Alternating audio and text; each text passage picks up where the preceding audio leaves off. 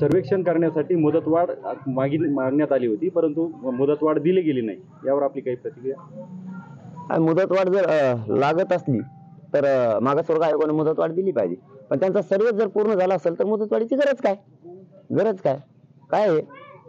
आता हे काय झालेलं आहे, बऱ्याच जणांच्या पोटदुख्या झालेल्या आहे. म्हणजे मागासवर्ग आयोगाबद्दल नाही बोलत मी, की मुंबईला गेलं काय मिळालं काय नाही मिळालं, हे बऱ्याच जणांच्या पोटदुख्या आहेत. कारण काही जण आता सरकारची सुपारी घेऊन बोलतायत काय मिळालं काय नाही मिळालं. गोरगरिबांना मिळालं, तुम्हाला नाही मिळालं. तुम्हाला पैसे पद पाहिजे होते, तुम्हाला ते नाही मिळाले. आणि मगाशी विषय झाला तसा गर्दी आणि समीकरण हे जे होतं ना, म्हणून काही जणांच्या मुंबईतून खूप पोट दुखायला लागला. गर्दी फक्त त्यांनाच होती, मराठ्यांनी नाही. मराठ्यांनी फक्त त्यांच्या मागे उभं राहायचं, पोरांनी फक्त त्यांच्याच घोषणा द्यायच्या, मराठ्याच्या पोरांनी. हा, मग त्यांना लय गोड लागत. मग मराठ्यांचा विजय पण झाला म्हणतात आणि काय सगळं म्हणतात. मग सगळं बोलते ते, त्याची काय अडचण नाही. फक्त मराठ्यांनी त्यांच्या घोषणा द्यायचं. आता मराठ्यांची गर्दी करायला लागली, समीकरण बदललं ना, पुरं कार्यक्रमच उलटा सुलटा होऊन गेला. कारण अभ्यास असणाऱ्या लोकांनी सुद्धा एका मराठा जातीविषयी असलं बोलणं, पुढं काय मिळालं काय नाही मिळालं, कोणाला काय नाही मिळालं, ज्यांच्या कोण आम्हाला अपेक्षाच नाही. म्हणजे आमचे मराठ्यांचे पोरं त्यांना खूप मानतात आणि त्यांच्या पाठीमागे सुद्धा उभा आहे हमेशा. त्यांनीच आता मराठा आरक्षणाबद्दल काय बोलणं काय नाही बोललं, घटनातज्ञांना बोलून घ्या आणि जरा विचारून घ्या काय मिळालं काय नाही मिळालं. स्टेप हीच असते का? कायद्यात एखाद्या शब्दाचं कायद्यात रूपांतर करायचं असलं तर स्टेप हीच आहे का? आधी सूचना काढावं लागते का? अध्यादेश काढावाच लागतो का? त्यानंतरच करता येतं का गेल्याच कायदा बनवता येतो लगेच? हे थोडं एखाद्या घटनातज्ञाला बोलून घ्या. आमच्या मराठ्यात गैरसमज तुम्ही पसरू नका. कारण तुम्हाला मराठा मानत होता, पण तुम्ही असे दोनदा काड्या केल्या होत्या. याच्या मागे एकदा केली, आता परत काडी टाकलीच. म्हणजे मी मराठा समाजाचं गोरगरिबाचं काम करतोय, हे बऱ्याच जणांची पोटदुखी, यांची एकट्याचीच नाही, बऱ्याच जणांची पोटदुखी की हे बाजूला सरकायला पाहिजे.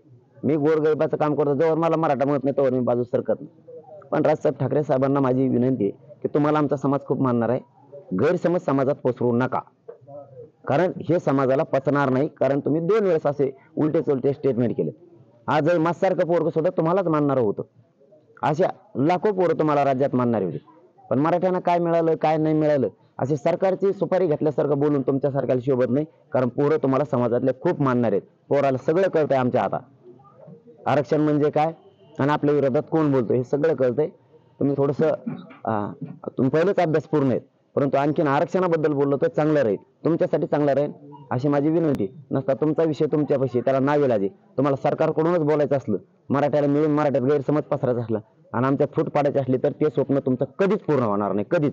गोरगरिबी करोडो मराठा कधीच फुटणार नाही. मग उपोषण कशासाठी? अंमलबजावणीसाठी. हे पण तुमच्यासाठीच, समाजाला माहिती. विजयोत्सव साजरा केला, त्याचा काय विजय झाला असं त्यांचं म्हणणं आहे. विजयोत्सव साजरा केला पण त्यांचा काय विजय झाला असा प्रतिप्रश्न. त्यांचा कोणाचा? म्हणजे समाजाचा, तुमचा. समाजाचा. आमचा काय झालाय विजय, कशामुळे झाला ते मी तुम्हाला सांगतो. समाजाला माहिती आहे कशासाठी झालाय. 75 वर्षात मराठ्यांना ज्यांच्या नोंदी मिळालेल्या नाहीत, त्यांच्यासाठी ज्यांच्या नोंदी मिळालेल्या नाहीत त्यांना आरक्षण घेता येत नव्हतं. म्हणून सगळे सोयरे गणगोतातील यांच्यासाठी 75 वर्षात न होणारा कायदा आणि त्या 2000च्या कायद्यात दुरुस्ती केली, ते त्यांना मिळाले. 75 वर्षात तो कायदा मिळाला नव्हता, तो मिळालाय त्यांच्यासाठी. आता ज्यांच्या नोंदी नाहीत त्या मराठ्यांचं त्या कायद्यापासून कल्याण होणार आहे.